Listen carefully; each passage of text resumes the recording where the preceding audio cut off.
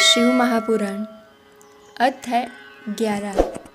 इस अध्याय में शिवलिंग की स्थापना, उसके लक्षण और पूजन की विधि का वर्णन तथा शिवपद की प्राप्ति करने वाले सत्कर्मों का विवेचन किया गया है। आइए अब कथा की शुरुआत करते हैं। ओम नमः शिवाय।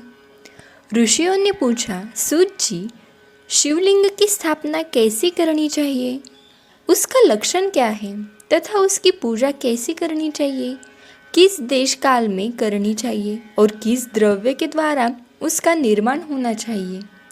सूत जी ने कहा। ऋषीश्वरों की इस बात पर सूत जी ने कहते हैं, महर्षियों, मैं तुम लोगों के लिए इस विषय का वर्णन करता हूँ। ध्यान देकर सुनो और समझो। अनुकूल एवं शुभ समय में किसी पर्वत तीर्थ में, नदी आदि के तट पर अपनी रुचि के अनुसार ऐसी जगह शिवलिंग की स्थापना करनी चाहिए जहाँ नित्य पूजन हो सके। पार्थिव द्रव्य से, जलमय द्रव्य से अथवा तेजस पदार्थ से अपनी रुचि के अनुसार कल्पोत्तक लक्षणों से युक्त शिवलिंग का निर्माण करना तथा उसकी पूजा करने से उपासक को उस पूजन का पूरा फल प्राप्त होता है। संपूर्ण शुभ लक्षणों से युक्त शिवलिंग की यदि पूजा की जाए तो वह तत्काल पूजा का फल देने वाला होता है। यदि चल प्रतिष्ठा करनी हो तो इसके लिए छोटा सा शिवलिंग अथवा विग्रह श्रेष्ठ माना गया है,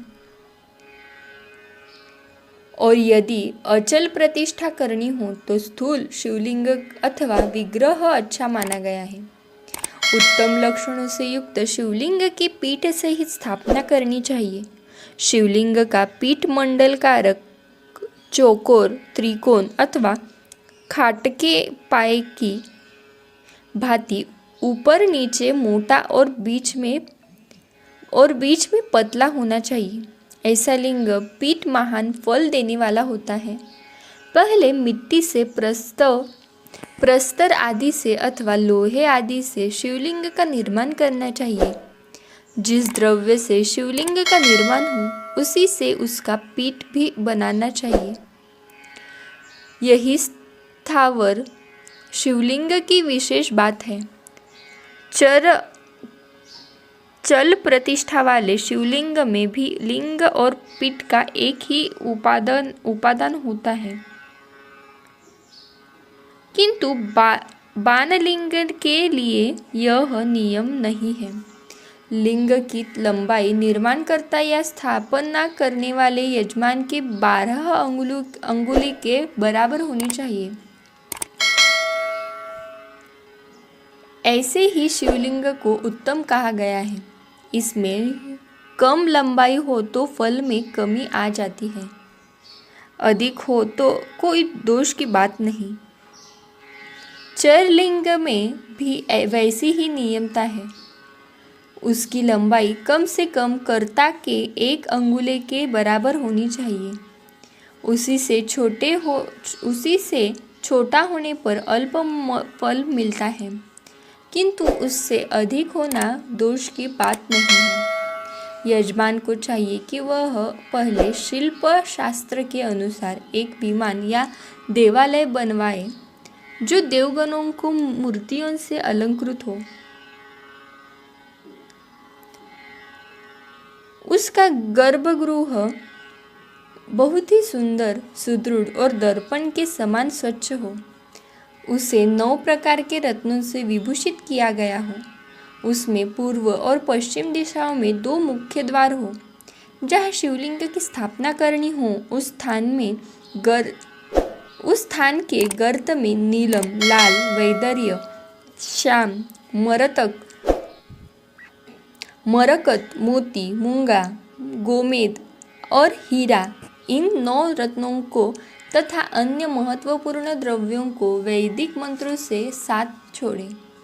सद्योजात आदि 5 वेदों के मंत्रों द्वारा शिवलिंग का 5 स्थानों में क्रमश पूजन करके अग्नि में हविष्य की अनेक आहुतियाँ दें और परिवार सहित पूजा करके गुरु स्वरूप आचार्य को धन से तथा भाई बंधुओं से मनचाही वस्तुओं का संतुष्ट करें। याचकों को जड़ तथा चेतन वैभव प्रदान करें। स्थावर जंगम सभी जीवों को यत्नपूर्वक संतुष्ट करके एक गड्ढे में सुवर्ण तथा 9 प्रकार के रत्न भरकर सद्योजातादि वैदिक मंत्रों का उच्चारण करके परम कल्याणकारी महादेव जी का ध्यान करें। तत्पश्चात नाद घोष से युक्त महामंत्र ओंकार का उच्चार करके उक्त खड्डे में शिवलिंग की स्थापना करके उसे पीठ से संयुक्त करें। इस प्रकार पीठ युक्त लिंग की स्थापना करके उसे नित्य लेपन करें। दीर्घ काल तक टिके रहने वाले मसाले से जोड़कर स्थिर करें। इसी प्रकार वहाँ परम सुंदर वैर मूर्ति की भी स्थापना करनी चाहिए। सारांश यह है कि भूमि संस्कार आदि के सारी विधि जैसी लिंग प्रतिष्ठा के लिए कही गई है वैसी ही मूर्ति प्रतिष्ठा के लिए भी समझनी चाहिए। अंतर इतना ही है कि लिंग प्रतिष्ठा के लिए प्रणव मंत्र के उच्चारण का विधान है, परंतु वैर की प्रतिष्ठा पंचाक्षर मंत्र से करनी चाहिए।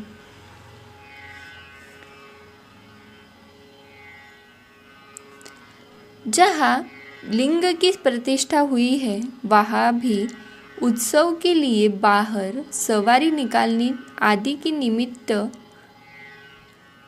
मूर्ति को रखना आवश्यक है। वैर को बाहर से भी लिया जा सकता है, उसे गुरुजनों से ग्रहण करें। बाह्य वैर वही लेने योग्य है जो साधु पुरुषों द्वारा पूजित हो। इस प्रकार लिंग में और वर में भी की हुई महादेव जी की पूजा शिवपद प्रदान करने वाली होती है। स्थावर और जंगम के भेद से लिंग भी 2 प्रकार का कहा गया है। वृक्ष लता आदि को स्थावर लिंग कहते हैं और कृमि कीट आदि को जंगम लिंग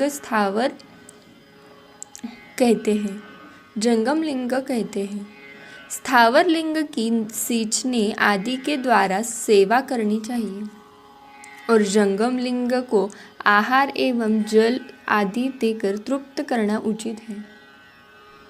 उन स्थावर जंगम जीवों को सुख पहुँचाने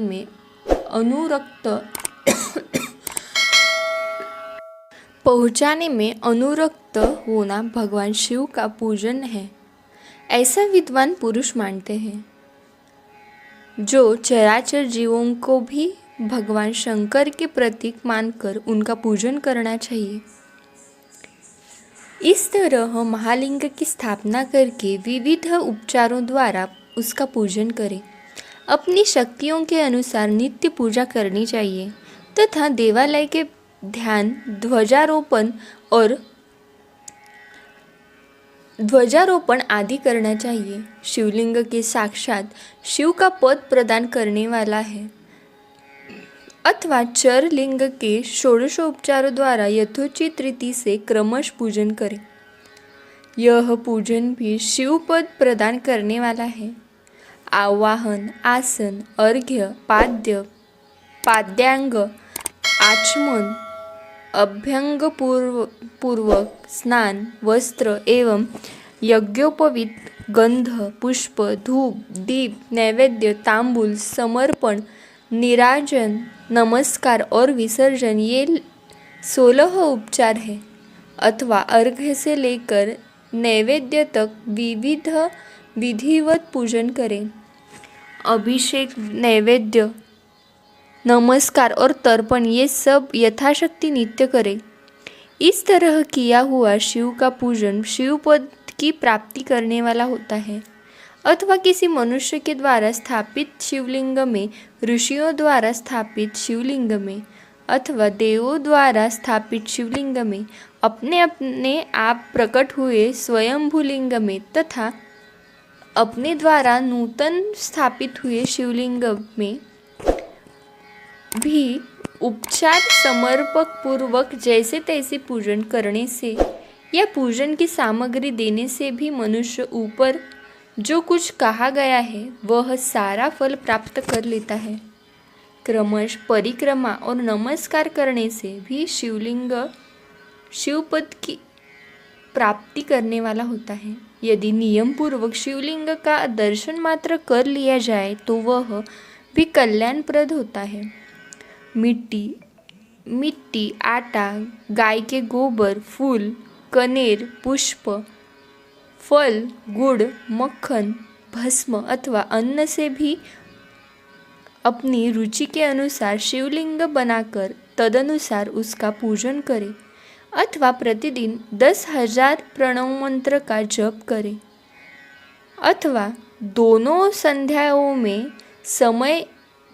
संध्याओं के समय एक सहस्त्र प्रणव का जप किया करें।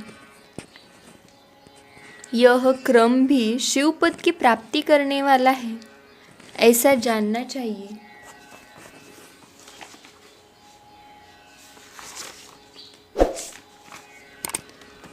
जप काल में मकारांत प्रणव का उच्चारण मन की शुद्धि करने वाला होता है। समाधि में मानसिक जप का विधान है तथा अन्य समय भी उपांशु जप ही करना चाहिए। नाद और बिंदु से युक्त ओंकार के उच्चारण को विद्वान पुरुष समान प्रणव कहते हैं। यदि प्रतिदिन आदरपूर्वक 10,000 पंचाक्षर मंत्र का जप किया जाए अथवा दोनों संध्याओं के समय एक सहस्त्र का ही जप किया जाए तो उसे शिवपद की प्राप्ति करने वाला समझना ही चाहिए। ब्राह्मणों के लिए आदि में प्रणव से युक्त पंचाक्षर मंत्र अच्छा बताया गया है। कलश से किया हुआ स्नान, मंत्र की दीक्षा, मातृओं का न्यास, सत्य से पवित्र अंतकाल वाला ब्राह्मण तथा ज्ञानी गुरु, इन सब को उत्तम माना गया है। द्विजों के लिए नमः शिवाय के उच्चारण का विधान है। द्विजेतरों के लिए अंत में नमः पद के प्रयोग की विधि है, अर्थात वे शिवाय नमः इस मंत्र का उच्चारण करें। स्त्रियों के लिए भी कहीं कहीं विधिपूर्वक नमोन्त उच्चारण का ही विधान है, अर्थात वे भी शिवाय नमः का ही जप करें। कोई ऋषि ब्राह्मण की स्त्रियों के लिए नमः पूर्वक शिवाय के जप की अनुमति देते हैं, अर्थात वे नमः शिवाय का जप करें। पंचाक्षर मंत्र का 5 करोड़ जप करके मनुष्य भगवान सदाशिव के समान ही हो। 1, 2, 3 अथवा 4 करोड़ का जप करने से क्रमशः ब्रह्मा, विष्णु, रुद्र तथा महेश्वर का पद प्राप्त होता है। अथवा मंत्र में जितने अक्षर हैं उनका पृथक पृथक 1 लाख बार जप करें। समस्त अक्षरों का एक साथ ही जितने अक्षर हो उतने लाख जप करें। इस तरह के जप को शिवपद की प्राप्ति करने वाला समझना चाहिए। यदि 1000 दिनों में प्रतिदिन 1 सहस्त्र जप के क्रमशः पंचाक्षर मंत्र का 10 लाख जप पूरा कर लिया जाए और प्रतिदिन ब्राह्मण भोजन कराया जाए तो उस मंत्र से अभीष्ट कार्य की सिद्धि होने लगती है। ब्राह्मणों को चाहिए कि वह प्रतिदिन प्रातःकाल 1008 बार गायत्री का जप करें। ऐसा होने पर गायत्री क्रमशः शिव का पद प्रदान करने वाली होती है। वेद मंत्र और वैदिक सूक्तों का भी नियम पूर्वक जप करना चाहिए। वेदों का पारायण भी शिवपद की प्राप्ति करने वाला है, ऐसा जानना चाहिए। अन्य जो बहुत से मंत्र है उसका भी जितने अक्षर हो उतने लाख बार जप करें। इस प्रकार जो यथाशक्ति जप करता है वह क्रमशः शिवपद की मोक्ष की प्राप्त कर लेता है। अपनी रुचि के अनुसार किसी एक मंत्र को अपनाकर मृत्यु पर्यंत प्रतिदिन उसका ही जप करना चाहिए, अथवा ओम इस मंत्र का प्रतिदिन 1 सहस्त्र जप करना चाहिए। ऐसा करने पर भगवान शिव की आज्ञा से संपूर्ण मनोरथों की सिद्धि होती है। जो मनुष्य भगवान शिव के लिए फुलवाड़ी या बगीचे आदि लगाता है तथा शिव के सेवा कार्य के लिए मंदिर में झाड़ने बुहारने आदि की व्यवस्था करता है, वह इस पुण्य कर्मों को करके शिव पद प्राप्त कर लेता है। भगवान शिव के जो काशी आदि क्षेत्र है उनमें भक्तिपूर्वक नित्य निवास करे। वह जड़ चेतन सभी को भोग और मोक्ष देने वाला होता है। अतः विद्वान पुरुषों को भगवान शिव के क्षेत्र में आमरण निवास करना चाहिए। पुण्य क्षेत्र में स्थित बावड़ी, कुआं और पोखरे आदि को शिवलिंग समझना चाहिए। भगवान शिव का ऐसा ही वचन है, वहाँ स्नान दान और जप करके मनुष्य भगवान शिव को प्राप्त कर लेता है। अतः मृत्यु पर्यंत शिव के क्षेत्र का आश्रय लेकर रहना चाहिए।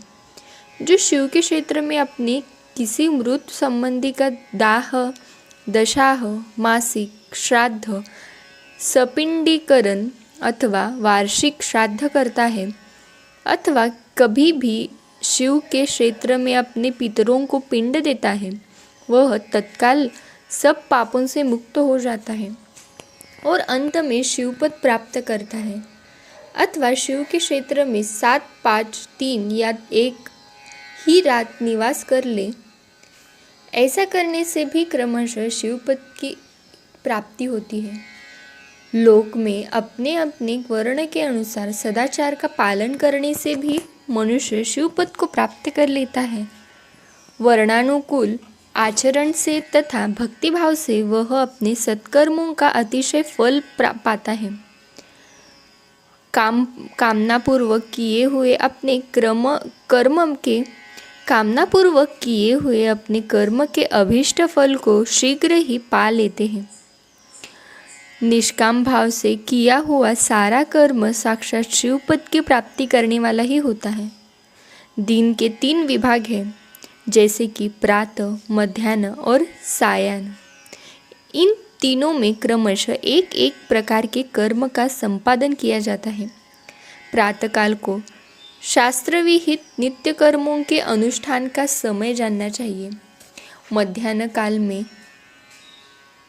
सकाम कर्म के लिए उपयोगी है तथा सायंकाल शांति कर्म के उपयुक्त है, ऐसा जानना चाहिए।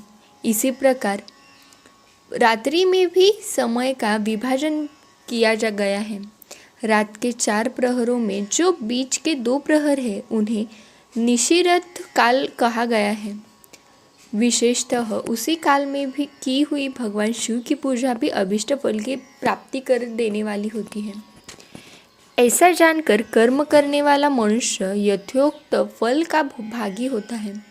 विशेषतः कलियुग में कर्म से ही फल की सिद्धि होती है। अपने अपने अधिकार के अनुसार ऊपर कहे गए किसी भी कर्मों के द्वारा शिवाराधना करने वाले पुरुष यदि सदाचारी है और पाप से डरता है, वह उन कर्मों का पूरा फल अवश्य प्राप्त कर लेता है।